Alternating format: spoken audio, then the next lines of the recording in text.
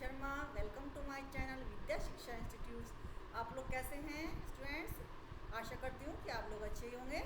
तो स्टूडेंट्स, हमारी 4th unit चल रही है और उसमें हमारे 10 लेक्चर हो चुके हैं। आज हमारा 11th लेक्चर है और teaching as a profession D section है। टीचिंग एज ए प्रोफेशन हमारा डी सेक्शन जो है उसमें ये यानी कि लास्ट ये जो है क्या नाम लास्ट ये है इसमें सेक्शन। तो इसे कर लेते हैं। तो सबसे पहले ये आप देखिए, हम इसमें जो है इसके अंदर 7 हमारे पास 8 सब टॉपिक्स हैं। इस टॉपिक में हमारे पास 8 सब टॉपिक हैं। उनमें से केवल हम आज 3 लेंगे, ठीक है। जैसे प्रोफेशन फर्स्ट, सेकंड प्रोफेशनलिज्म क्या है, टीचिंग एज ए प्रोफेशन, ये 3 हम आज लेंगे।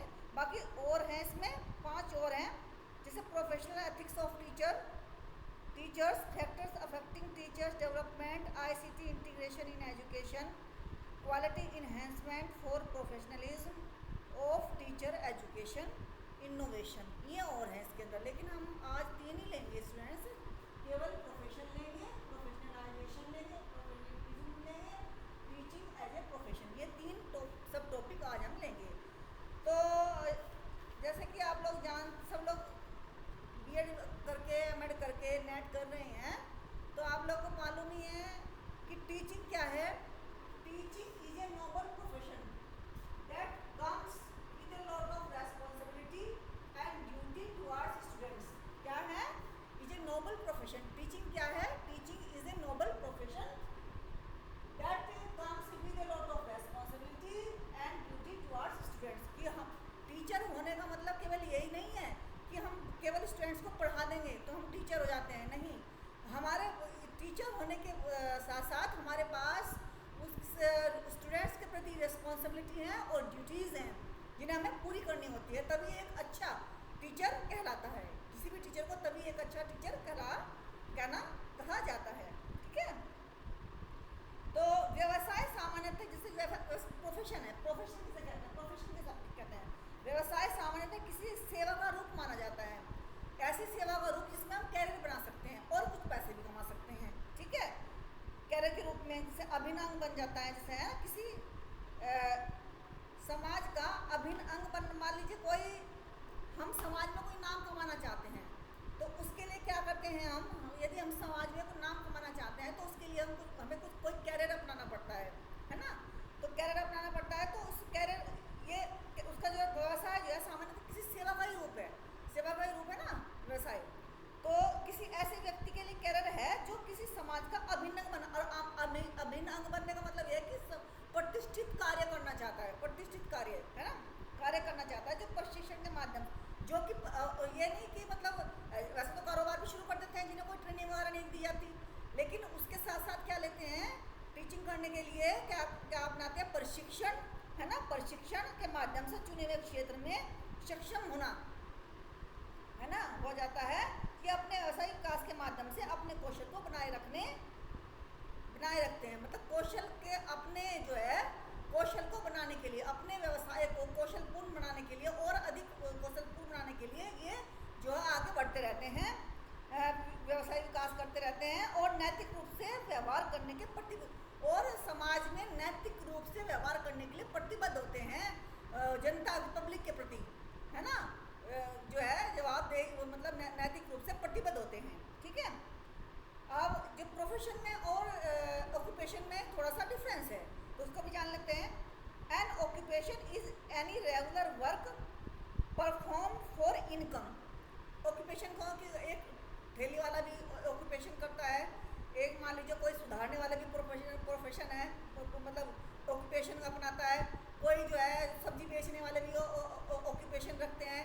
लेकिन प्रोफेशन में ऑक्यूपेशन में फ़र्क ये है कि प्रोफेशन में हम एक तरह की ट्रेनिंग देते हैं, ट्रेनिंग और सक्षम बनाते हैं उस कार्य को मतलब उस कार्य में दक्ष होने के लिए उन्हें ट्रेनिंग दी जाती है।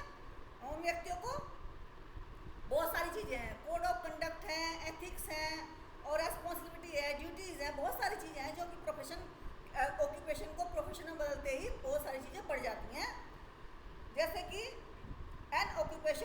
any regular work performed for income, while a profession is a specific type of occupation that requires advanced education, specialization training and a formal code of ethics often regulated by governing body. ठीक है, और एक और जान 3-4 line और इसको जान लेते हैं. A profession can be defined as an occupation which requires some specialized study and training, and the purpose is to provide skilled services, मतलब provide skilled services. A profession can be practiced, एक profession को practice किया जा सकता है independently और इन institution, और या दोनों तरीके से भी किया जा सकता है. ठीक है, कुछ हमारे नोटेबल प्रोफेशंस हैं जिनको हम जानते हैं. एडवोकेट हो गए, डॉक्टर्स हो गए, प्रोफेसर हो गए, है ना, ये हो गए, इंजीनियर हो गए.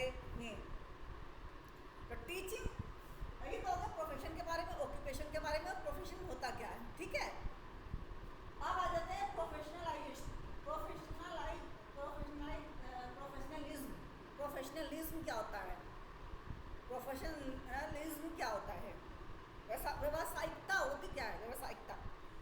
व्यावसायिक होने में हमें किन किन गुणों, किन किन चीज़ों को हमारे अंदर ढालना होता है, हमें अपने अंदर इंक्लूड करना होता है. ठीक है, तो सबसे पहले तो स्पेशलाइज नॉलेज एंड ट्रेनिंग. सबसे पहले तो हमें उस, यानी कि अगर हम टीचर हैं तो हमें अपने सब्जेक्ट, हम जो सब्जेक्ट पढ़ा रहे हैं, जिस भी क्लास के हम टीचर हैं, उससे संबंधित हमें सब्जेक्ट के बारे में नॉलेज होनी चाहिए, और हमें ट्रेनिंग भी होनी चाहिए. यानी कि टीचर बनने से पहले हम बीएड वगैरह करते हैं, एमएड करते हैं, ये सब करते हैं, नेट करते हैं, टेट करते हैं. तो ये सब क्या होती है? हमारी ट्रेनिंग. एक तरह से बीएड करते हैं तो ट्रेनिंग ही होती है ना, और ये एग्ज़ाम्स होते हैं, ये भी हमारी ट्रेनिंग का ही पार्ट है. समझ लीजिए, ट्रेनिंग होगी तो ये भी एक तरह का हमारा वही लिया जाता है, मूल्यांकन ही किया जाता है इसमें भी कि टीचर टीचिंग करने लायक है कि नहीं है. ठीक है, तो specialise knowledge and training, facilitating learning.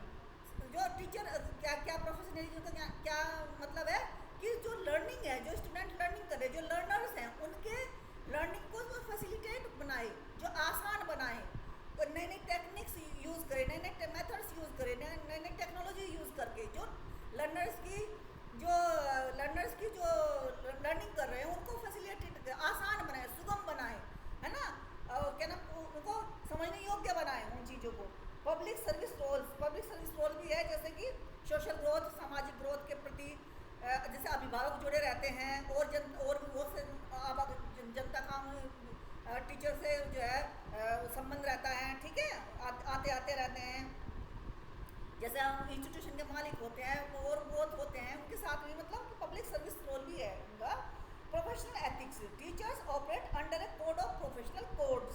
Professional ethics, acting as a role of models and ensuring ethical conduct in their intentions with interactions with students and the community. Role models, teacher को ये होना चाहिए कि role model, यानी कि teacher ऐसे ही घूम रहे हैं, मतलब कुछ भी ऐसी एक्टिविटी हम जो समाज के विरुद्ध कोई भी एक्टिविटी होती है, वो एक्टिविटी टीचर को शोभा नहीं देती, वो नहीं कर सकते हैं. प्रोफेशनलिज्म का मतलब ये है कि वो बिल्कुल प्रोफेशनलाइज तरीके से रहेंगे.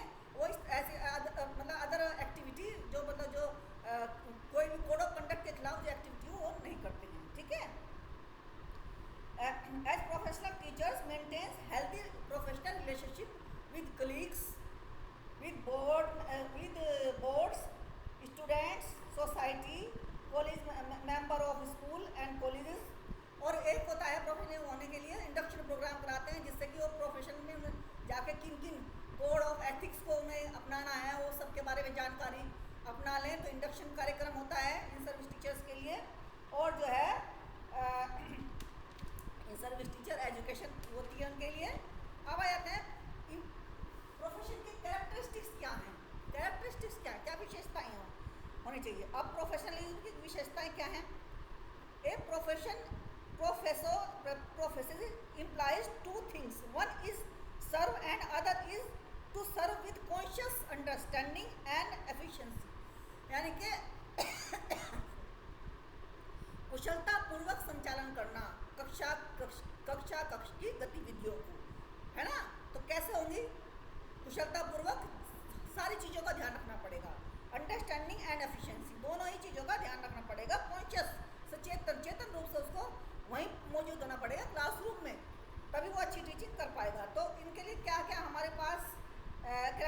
चाहिए रेस्पेक्ट, सबसे पहले तो रेस्पेक्ट, सेल्फ रेस्पेक्ट और रेस्पेक्ट फॉर अदर्स। पहला ये स्किल नॉलेज, स्किल्स होनी चाहिए इनके पास, कंटेंट नॉलेज होनी चाहिए, हेल्दी इंटरपर्सनल रिलेशनशिप होना चाहिए, फीलिंग्स ऑफ रेस्पॉन्सिबिलिटी होनी चाहिए, रिलायबिलिटी होनी चाहिए, है ना, फीलिंग्स ऑफ रेस्पॉन्सिबिलिटी रिलायबिलिटी होनी चाहिए, कॉम्पिटेंस होनी चाहिए, कम्युनिकेशन स्किल होनी चाहिए, है ना, इफेक्टिव कम्युनिकेशन स्किल, अकाउंटेबिलिटी होनी चाहिए, अकाउंटेबिलिटी क्या जवाबदेही भी उनके पास होनी चाहिए। ये सारी इनके पास में जो है विशेषताएं हैं, प्रोफेशन में जाने के बाद ये विशेषताएं, टीचिंग प्रोफेशन की ये विशेषताएं हैं।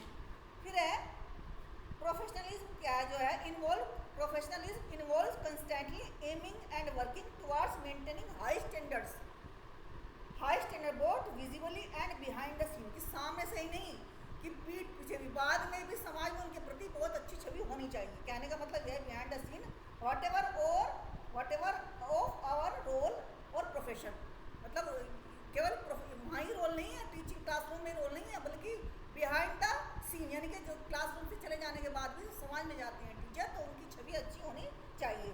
प्रोफेशनल इज एन इंडिविजुअल, एक ऐसा इंडिविजुअल है प्रोफेशनलिज्म, एक ऐसा इंडिविजुअल की बात है प्रोफेशनलिज्म में कि जिसके अंदर एबिलिटीज होनी चाहिए।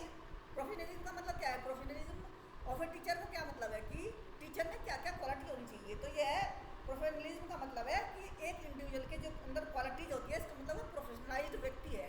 कौन कौन सी का एबिलिटी होनी चाहिए, ability, competence, behaviour towards society and institutes and students, हम टीचर के संदर्भ में बात कर रहे हैं कि हायर स्टैंडर्ड्स, रिमार्केबल परफॉर्मेंस, अच्छी टीचिंग होनी चाहिए, पॉजिटिव कनेक्शन विद को वर्कर्स, अपने सहयोगी कलीग्स का अच्छा व्यवहार, अच्छा सा मतलब वो connection, others, and it entails honouring commitment, producing excellent work and holding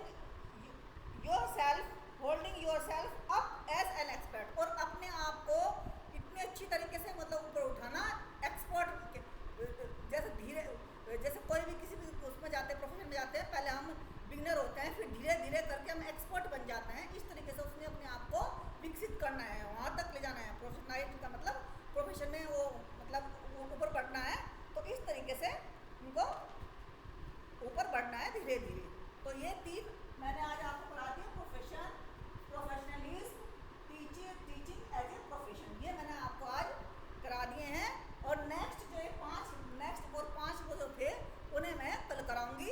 अब हम कर लेते हैं अपने PYQ जो हमारे पिछले सेशन में रह गए थे, कर लेते हैं। आज हम करेंगे 20 PYQ, ठीक है।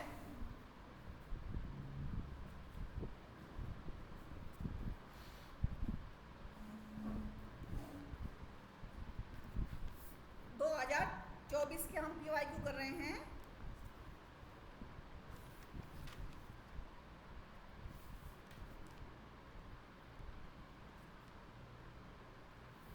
51 से शुरू करते हैं हम। Assessment of learners portfolio is, अधिगमकर्ता के पोर्टफोलियो का आकलन कैसे करते हैं, activity based analysis, task analysis, observational analysis, documents analysis. तो इसका जो सही आंसर है वो है document analysis. Arrange the following in ascending order according to Tyler model, तो असेंडिंग ऑर्डर में बनाना है टाइलर मॉडल को। करिकुलम मॉडल जो बनाया है टाइलर जी ने, जो करिकुलम मॉडल बनाया है, अब याद नहीं है,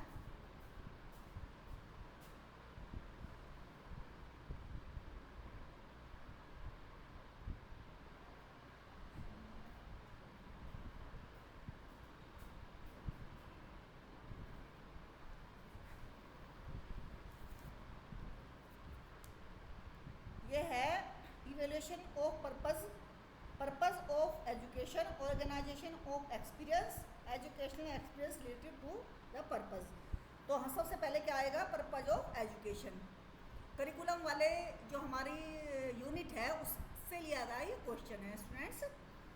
तो सबसे पहले ये जो है टाइलर का मॉडल है, करिकुलम मॉडल, उसको देख लीजिएगा। करिकुलम जब पढ़ेंगे आप तो उसमें ये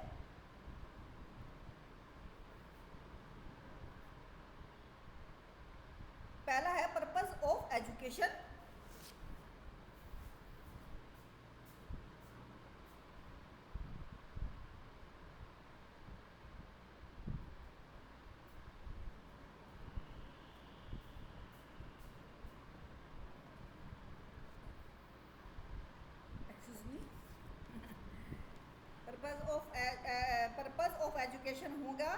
होगा, और दूसरा होगा the educational experience related to the purpose, और फिर होगा सी ऑर्गेनाइजेशन ऑफ एक्सपीरियंस, और उसके बाद होगा ए एवेल्यूशन ऑफ पर्पस। तो इस तरीके से ये असेंडिंग ऑर्डर में लगेंगे। Lord Ripon appointed this commission, कुछ भारतीय सदस्यों वाले इस आयोग की नियुक्ति लॉर्ड रिपन ने की थी, तथा इस आयोग ने 1854 के वुड के डिस्पैच के सिद्धांतों को लागू करने की रीति की विशेष रूप से जांच करने को कहा था। यह था, इंग्लिश में देख लेते हैं, Lord Ripon appointed this commission, यानी कि लॉर्ड रिपन ने ये जो कमीशन है अपॉइंट किया था with some Indian members, and it was asked to inquiry particularly into the manner in which the principles of Wood Dispatch of 1854 were implemented. This was Haldane Commission, Hartog Commission, Hunter Commission, Calcutta University Commission.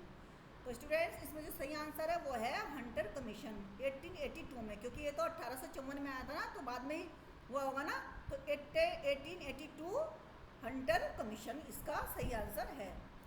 If the population intelligence normally distributed, it means that यदि जनसंख्या में बुद्धिमत्ता सामान्य रूप से वितरित है, तो इसका अर्थ है everyone in the population has approximately the same level of intelligence.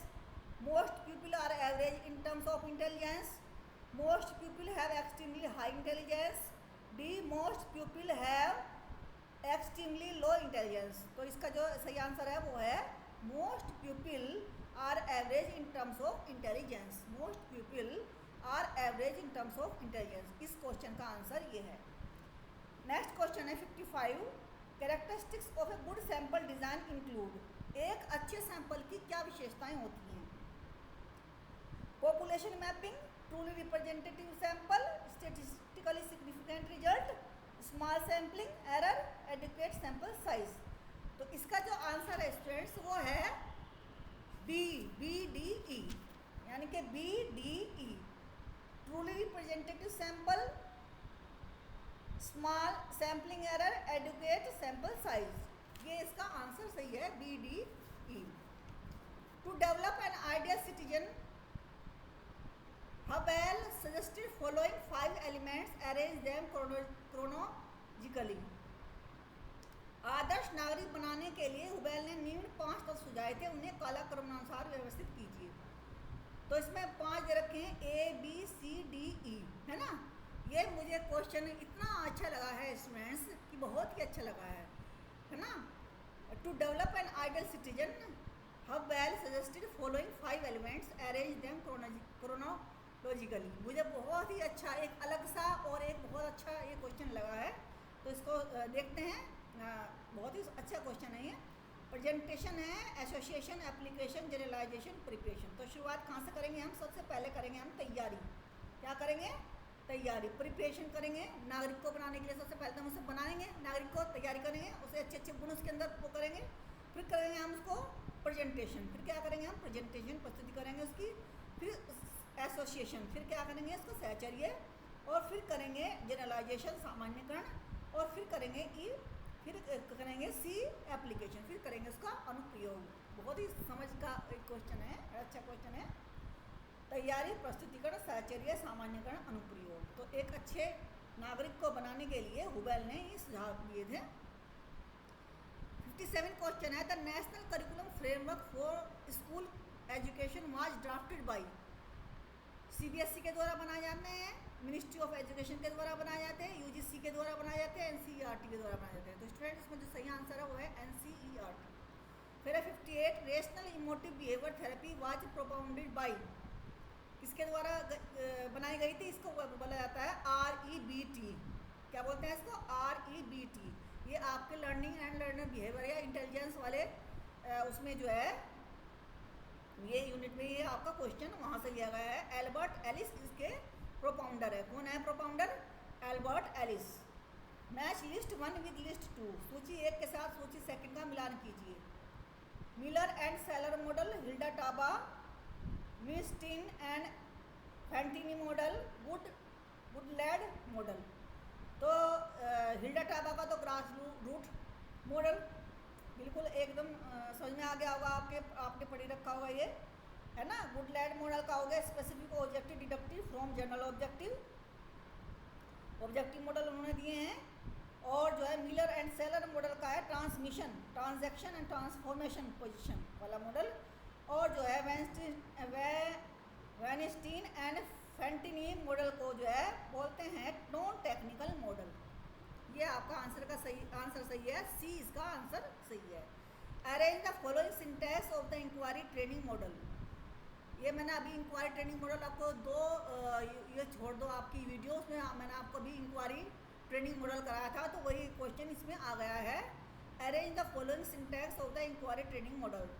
सबसे पहले क्या करेंगे हम, कन्फ्रंटिंग विद पजल सिचुएशन। सबसे पहले तो हमारे पास प्रॉब्लम होनी चाहिए, प्रॉब्लमेटिक सिचुएशन होनी चाहिए, है ना। इसमें 5 दे रखे हैं, data gathering, verification, organisation, formulating, explanation, confrontation with puzzling situation, data gathering, experimentation, analysis of the process.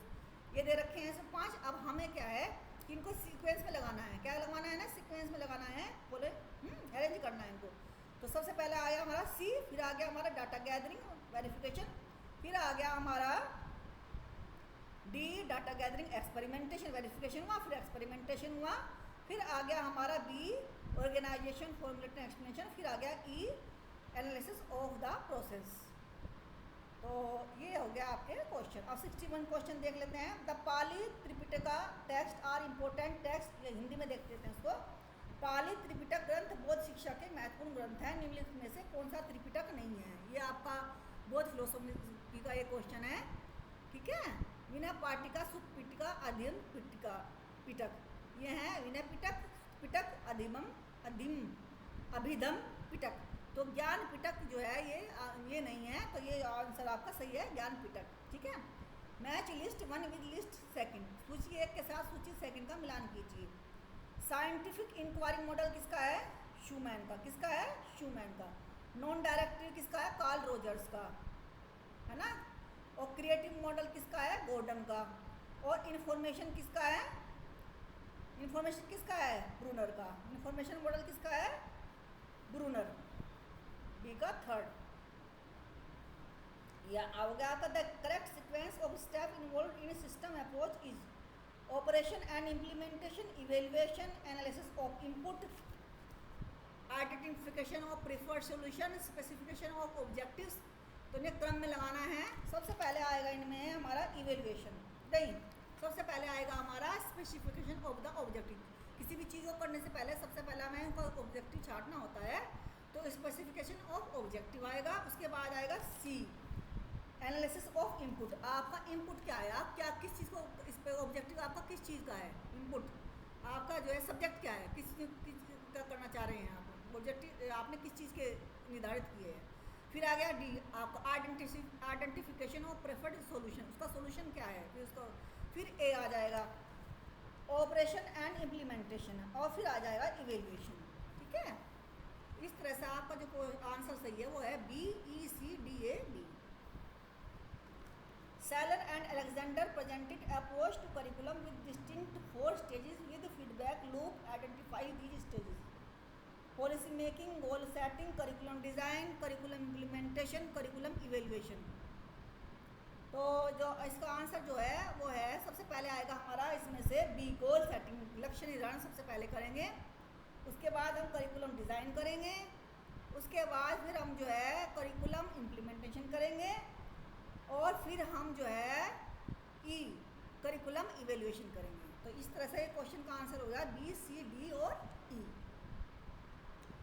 सूची 1 के साथ सूची 2 का मिलान कीजिए। Nominal scale, ordinal scale, interval scale, ratio scale. Ratio scale के सामने हम लगाएंगे ट्रू 0, और नॉमिनल के सामने लगाएंगे हम असाइनिंग नंबर्स टू कैटेगरीज, ठीक है, नॉमिनल के सामने। और ऑर्डिनल के सामने लगाएंगे हम रैंकिंग, और इंटरवल के सामने लगाएंगे स्केल ऑफ इक्वल, और रेशियो के सामने मैंने बता दिया आपको ट्रू 0 गलत दिए गए हैं, लेकिन मैंने जो सही हैं वो इनके सामने वाले सही आपको बता दिए हैं। तो जो आंसर आपका सही यही है, यानी कि बी आंसर आपका सही है इसमें से। From the step given below choose the correct sequence of steps in the clinical counselling as given Williamson के द्वारा जो दिए गए हैं। काउंसलिंग और जो आपका गाइडेंस एंड काउंसलिंग वाला जो आपका पोर्शन है उसमें से ये क्वेश्चन दिया गया है स्टूडेंट्स, और 5 ऑप्शन दिए गए हैं, diagnosis, synthesis, prognosis, analysis, counselling and और या ट्रीटमेंट। तो सबसे पहले आएगा एनालिसिस, उसके बाद आएगा सिंथेसिस, फिर आएगा डायग्नोसिस, और उसके बाद आएगा प्रोग्नोसिस, और फिर आएगा काउंसलिंग एंड ट्रीटमेंट। यानी कि डी, बी, ए, सी, ई, ये आंसर आपका सही है। PERT stand for program evaluation review technique that can be used, ये भी मैंने आपको कहा रखा है अपनी वीडियो में। PERT set aims for next project, set aims to attend funding, set individual mark of optimal credit, set a realistic time table for project completion. तो ये जो डी है, डी ऑप्शन सही है students. Justified true belief is the, next question है justified true belief is the knowledge. तो इसमें जो है S knows and P is true, if S जानता है पी की सत्य है, यदि केवल पी इज ट्रू। इसमें एक को आपको वो दे रखी है, एक पजल दे रखी है, उसको सोल्व करना है। A P is true, S believe that P is true. तो ये सोक्रेट इसने प्लेटो ने दी है, ये नॉलेज के बारे में दे रखी है ना। अब 70 क्वेश्चन करिए आप। Match list 1 with list 2। Economics, education is functioning necessity, education is investment in human capital, है ना। Education level is the signal of workers ability, education demand is influenced by public private economic decisions. इनके सही, जिनके सामने सही है वो हम पढ़ लेते हैं। शिक्षा कार्यात्मक आवश्यकता अमर्त्य सेन की है, शिक्षा मानव पूंजी में निवेश गैरी बेकर की है, शिक्षा स्तर मजदूरी की योग्यता का संकेत माइकल स्पेंस, शिक्षा मांग सार्वजनिक निजी आर्थिक निर्णयों द्वारा प्रभावित होती है कीन्स के द्वारा। पहला है अमर्त्य सेन, बी है गैरी बेकर, सी है माइकल स्पेंस, डी है कीन्स के द्वारा। तो जो आपका जो ऑप्शन सही है वो है सी, ए का थर्ड, बी का फर्स्ट, सी का सेकंड, डी का फोर्थ। ये आपका जो history and politics and economics of education है उसमें से ये आपका क्वेश्चन लिया गया है। तो स्टूडेंट्स आज के लिए बस इतना ही। Respect your teachers, respect your parents, अपनी सेहत का ख्याल रखिए और यूजी नेट की तैयारी करते रहिए। Bye bye.